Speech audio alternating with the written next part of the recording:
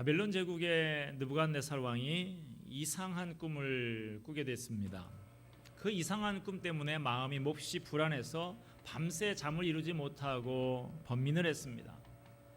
수많은 전쟁터를 누비면서 온갖 위기 상황에도 담대했던 느부갓네살인데 그 밤에 꾼 꿈 하나 때문에 왜 이렇게 번민을 했을까요?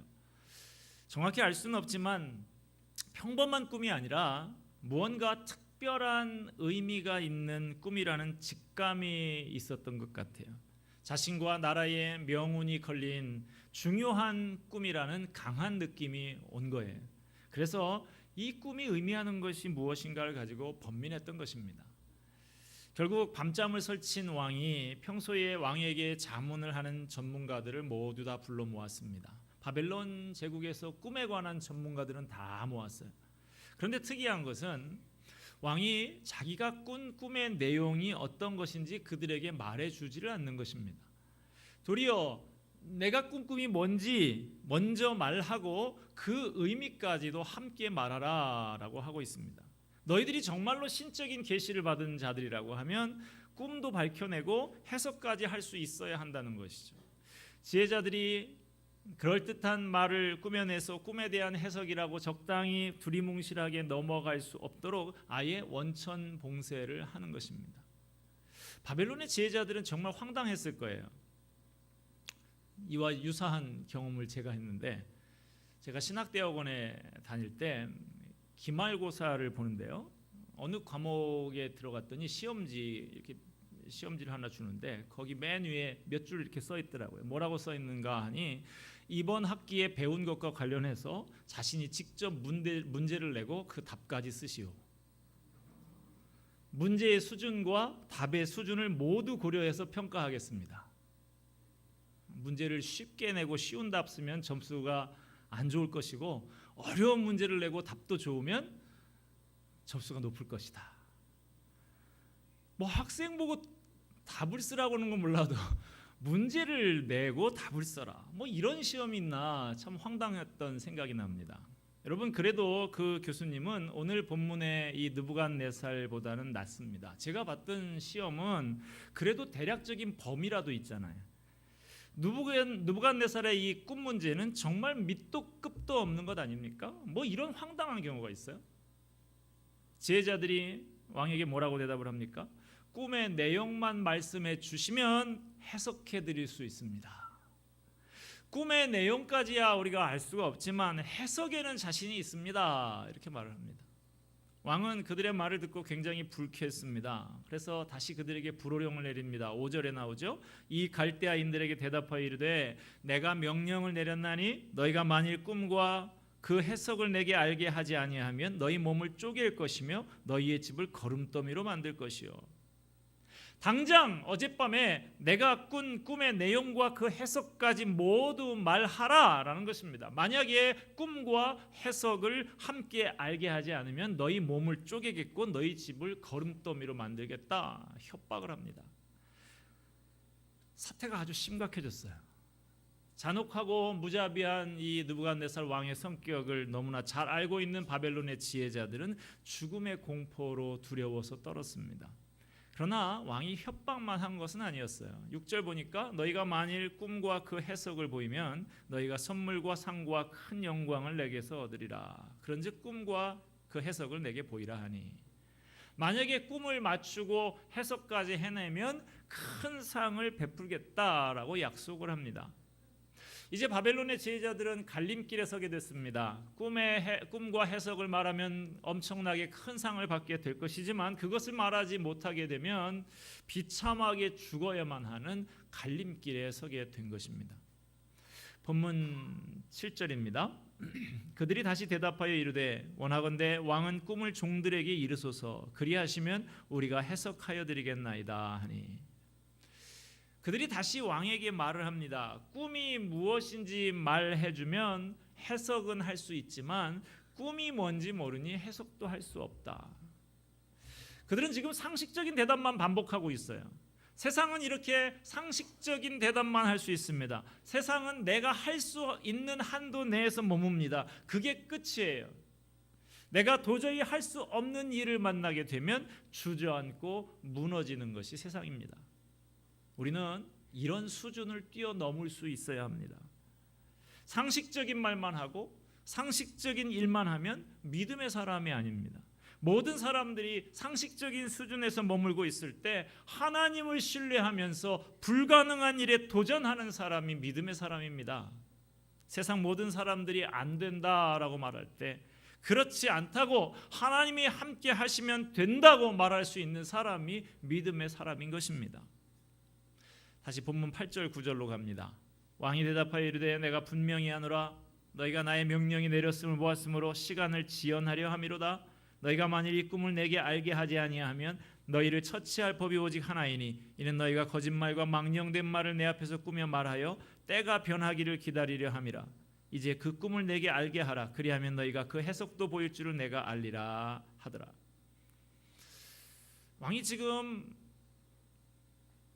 이 지혜자들이 왕의 마음을 적당히 끌면서 적당히 좀 달래가면서 시간을 끌다가 왕이 좀 이 부분에 대해서 무감각해지고 무관심해질 때를 기다리는 꼼수를 쓰고 있는구나라고 이렇게 판단을 한 거예요. 그래서 이런 식으로 나오면 너희들을 처치할 법이 하나밖에 없다. 뭡니까? 너희들은 다 죽는다 이 말입니다.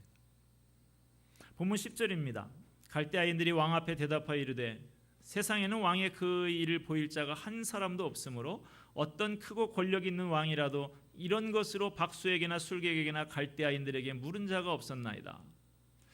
왕이 지금 아주 강하게 나오니까 지혜자들도 항의조로 이야기를 하고 있습니다. 이 세상에 이런 일을 할 수 있는 사람은 한 사람도 없다고. 그리고 이제까지 이런 식으로 우리에게 무리한 요구를 하면서 억지를 부린 왕은 당신밖에는 아무도 없었다고 이야기를 합니다. 도대체 우리한테 왜 이러냐는 거예요. 목숨이 위태로워지니까 왕이고 뭐고 따지고 대드는 것입니다. 본문 11절로 갑니다. 왕께서 물으신 것은 어려운 일이라 육체와 함께 살지 아니하는 신들 외에는 왕 앞에 그것을 보일 자가 없나이다 한지라. 이런 일은 너무나 어려운 일이어서 상식적인 방법으로 인간적인 방법으로는 절대 해결될 수가 없다는 것입니다. 육체와 함께 살지 아니하는 신들 외에는 즉 자기들이 지금 섬기고 있는 바벨론의 신들보다 더 위대한 초월적인 신 밖에는 이 꿈을 해석할 자가 없다는 거예요.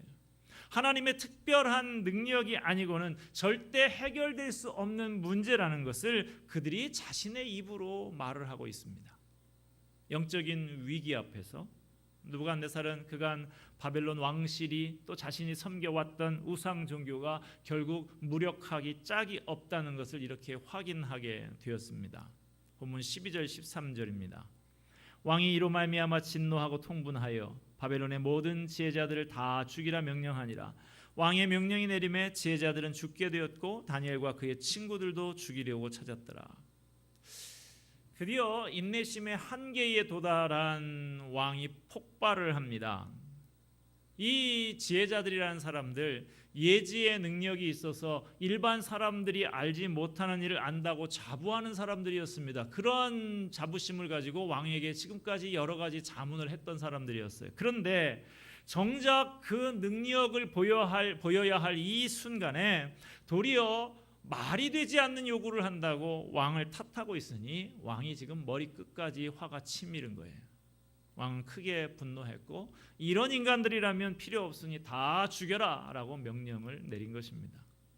결국 바벨론 왕국에 피바람이 불게 됐습니다.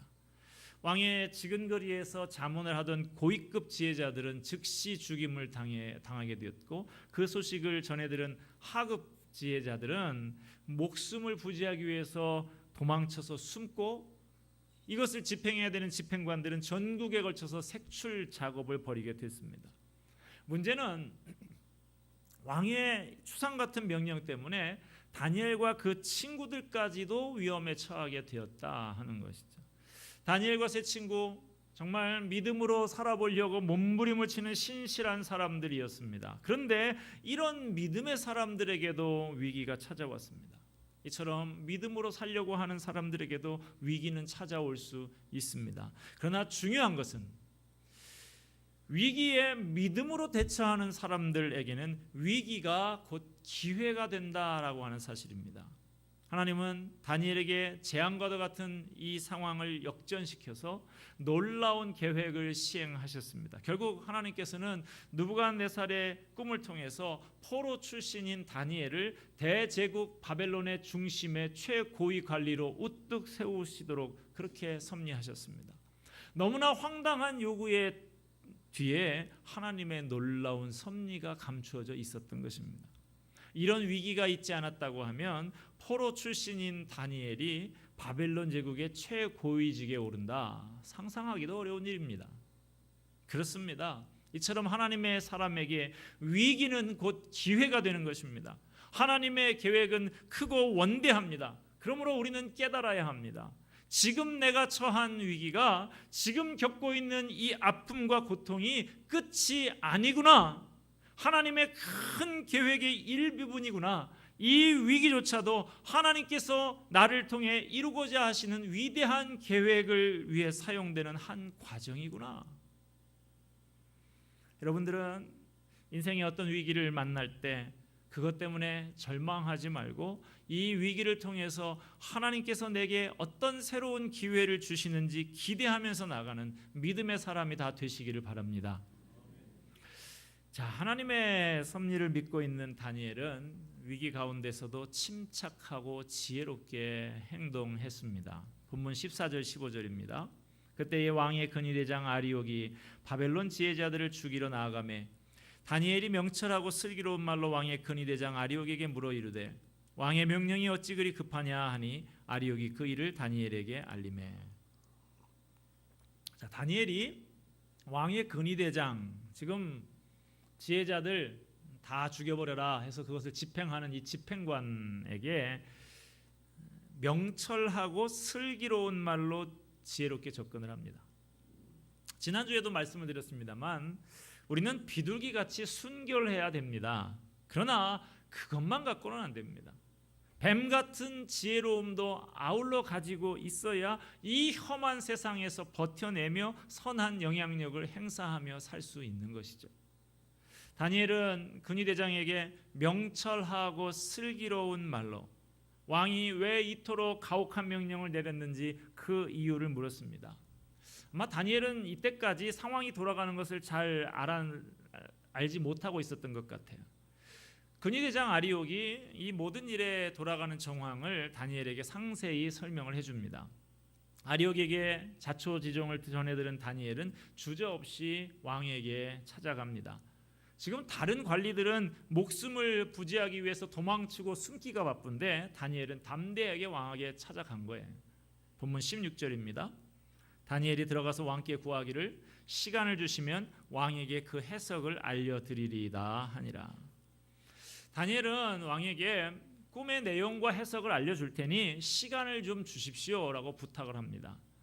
숨기 급급한 다른 관리들과는 다르게 다니엘이 스스로 찾아와서 침착하게 시간을 좀 주면 해석을 하겠다라고 하니까 왕이 다니엘을 신뢰하게 되었습니다. 물론 이전에 그 다니엘을 등용하던 시절에 가지고 있었던 좋은 인상이 이 왕에게 아직도 있었겠죠. 이제 바벨론 왕실에 몰아치던 피바람이 잠시 멈추게 됐고 모든 사람들이 다 다니엘에게 주목하게 됩니다. 다니엘이 과연 어떠한 답을 가지고 나타날 것인가? 지난주 본문인 다니엘 1장 17절 말씀에 보면 다니엘은 모든 환상과 꿈을 깨달아 알더라 그랬습니다. 하나님께서 다니엘에게 특별한 능력을 주셨지만 다니엘은 아직까지 그 능력이 어느 정도인지 제대로 사용해 볼 기회가 없었던 것 같아요. 그래서 왕에게 시간을 달라고 합니다. 시간을 달라고 한 것은 기도할 시간이 필요했기 때문입니다. 다니엘은 내가 해석하겠으니 시간을 달라고 한 다음에 다른 일 다 제쳐놓고 오직 기도했습니다. 자신의 정치적인 인맥이나 꾀를 의지하지 않았어요. 오직 무릎을 꿇고 하나님 앞에 간구할 뿐입니다. 여러분, 내가 할 수 있는 일이라면 내가 최선을 다해서 해야 되겠죠. 그러나 내가 할 수 없는 일에는 무릎을 꿇고 기도해야 하는 것입니다. 내가 힘써야 할 때와 무릎을 꿇어야 할 때를 구분할 줄 알아야 하는 것입니다. 본문 17절 18절입니다. 이에 다니엘이 자기 집으로 돌아가서 그 친구 하나냐와 미사엘과 아사랴에게 그 일을 알리고 하늘에 계신 하나님이 이 은밀한 일에 대하여 불쌍히 여기사 다니엘과 친구들이 바벨론의 다른 지혜자들과 함께 죽음을 당하지 않게 하시기를 그들로 하여금 구하게 하니라. 다니엘은 급히 친구들을 불러 모아서 함께 기도하자라고 요청하는 것을 볼 수 있습니다. 혼자서 기도하는 것도 좋지만요, 하나님께서는 성도들이 합심해서 함께 기도하는 것을 더 좋아하십니다. 마태복음 18장 19절 말씀입니다. 너희 중에 두 사람이 땅에서 합심하여 무엇이든지 구하면 하늘에 계신 내 아버지께서 그들을 위하여 이루게 하시리라. 그러므로 어렵고 힘든 일이 닥쳐올 때 믿음의 동역자들에게 알리고 함께 간절히 기도해야 합니다. 다니엘은 위기의 때에 함께 기도할 수 있는 기도의 동역자들이 있었습니다. 한 마음으로 합심해서 기도하는 믿음의 친구들이 있었어요. 다니엘은 위기의 때에 절망하지 않고 동역자들과 함께 기도에 전념을 했고 마침내 기도의 능력을 경험할 수 있게 되었습니다. 지지난주에 제가 소개해드렸던 영국의 위대한 정치가 윌리엄 윌버포스, 이 사람 얘기를 조금 더 해드리고 싶은데요. 그가 국회의원으로서 예수를 믿게 되고 난 다음에 하나님께서 그 마음에 주신 비전이 있었어요. 그게 뭐냐? 당시 영국 사회에 만연해 있던 비인간적인 노예제도, 이것을 통해서 영국은 당시에 막대한 이익을 얻고 풍요가 넘쳐나는 그런 사회를 만들어가고 있었지만 성경적인 정신과는 맞지 않는 이 노예제도를 폐지하는 데에 자기의 정치 생명을 걸기로 결심을 합니다. 이 엄청난 일을 앞에 두고 윌버포스는 뜻있는 그리스도인 정치인들과 법률가들을 만나서 먼저 기도 모임을 결성을 합니다. 그들과 함께 기도하면서 합법적으로 계속해서 문제를 제기하고 운동을 벌였습니다. 27년 동안의 기도와 노력이 열매를 맺어서 1807년에 노예제도 폐지법이 영국 국회를 통과하게 되고 1833년에 영국 땅에서 드디어 노예제도가 완전히 폐지되게 됩니다. 여러분, 합심하여 기도할 때 놀라운 역사가 일어납니다. 그러므로 우리에게 위기가 찾아오고 힘든 일이 생겼을 때 동역자들과 함께 기도하시기 바랍니다. 1975년에 동아일보 기자 강제 해직 사건이 있었습니다.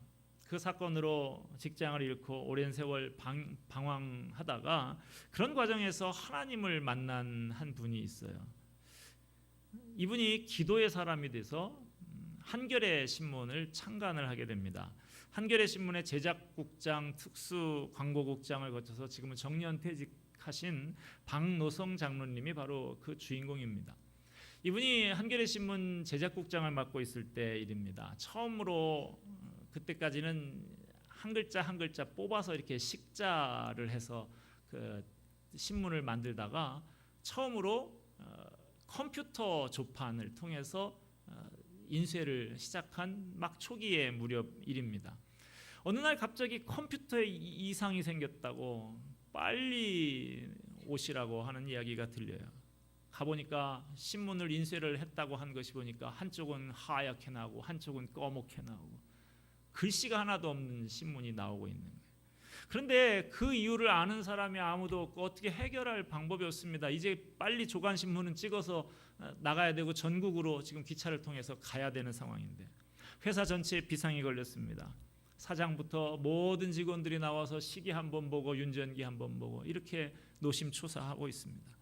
위기를 만났지만 그 위기를 해결할 능력이 없어서 속수무책으로 지켜만 보고들 있습니다. 이런 상황에서 박 장로님이 기도해야겠다라고 생각을 했습니다. 그래서 전산실로 들어가서 컴퓨터를 끌어안고 기도를 시작했어요. 이렇게 간절히 기도하는 모습을 지켜보던 직원들이 저 박 국장 완전히 돌았구만, 이런 소리까지 들려왔지만 이분은 포기하지 않고 계속 기도했어요. 그렇게 박 장로님이 간절히 기도한 다음에 다시 스위치를 넣었더니 거짓말처럼 신문이 깨끗하게 인쇄가 돼서 나오는 거예요. 그래서 신속하게 신문을 찍어서 서울역으로 보냈는데 열차가 막 떠나기 직전이었다고 그럽니다. 그래서 펑크가 날 뻔했던 조간신문을 무사히 전국으로 보낼 수 있었다 하는 이야기입니다. 이렇게 놀라운 일이 벌어지니까 조금 전까지 박 국장 완전히 돌았구만 하던 비웃던 그 직원들까지 감격스럽게 할렐루야 그랬다는 그런 얘기, 이 박장로님의 간증입니다. 세상은 위기를 만나면 그들이 할 수 있는 일만 할 수 있습니다. 그들이 풀어낼 수 있는 일만 풀어낼 수 있습니다. 그러다가 한계를 만나게 되면 안 된다고 주저앉고 포기해버리는 것이죠. 그러나 우리는 그럴 때 기도의 자리로 나아갈 수 있는 특권을 가진 사람들입니다. 기도로 한계를 뛰어넘을 수 있습니다. 기도로 문제를 풀어낼 수 있습니다. 기도로 승리할 수 있습니다. 오늘 본문에 나오는 다니엘은 제사장 아니었어요. 평신도였습니다. 그가 위기를 만난 곳은 교회가 아니라 세상이었습니다. 그는 세상 속에서 위기를 만났을 때 기도하는 자리로 나아갔고 세상이 풀어낼 수 없는 문제를 풀어낼 수 있었습니다. 다니엘이 절체절명의 위기를 극복하고 불가능한 문제를 해결할 수 있었던 것은 그가 기도의 사람이었고 함께 합심하여 기도할 기도의 동역자들이 있었기 때문이었습니다. 오늘 본문의 말씀을 통해서 우리도 기도의 사람들로 세워주기를 간절히 바랍니다. 우리도 기도의 능력을 확신하고 기도의 동역자와 함께 합심하여 기도하는 사람들이 되십시다. 위기를 만났습니까? 중요한 것은 내게 위기가 찾아왔다는 사실이 아니라 찾아온 위기에 내가 어떻게 반응을 하고 대처를 하는가 하는 것입니다. 누가복음 11장 9절 말씀입니다. 구하라 그리하면 너희에게 주실 것이요 찾으라 그러면 찾아낼 것이요 문을 두드리라 그러면 너희에게 열릴 것이니라. 우리는 인생의 위기를 만났을 때 전심으로 하나님을 찾아야 합니다. 기도를 통해서 위기를 극복하고 한계를 뛰어넘고 문제를 풀어내는 여러분이 되시기를 주님의 이름으로 축복합니다. 기도를 통해서 세상 속에서 하나님이 살아계심을 온전히 드러내며 나 때문에 내 주변의 사람들도 함께 하나님의 복을 누리게 되는 축복의 통로가 다 되시기를 주님의 이름으로 축복합니다. 기도하겠습니다.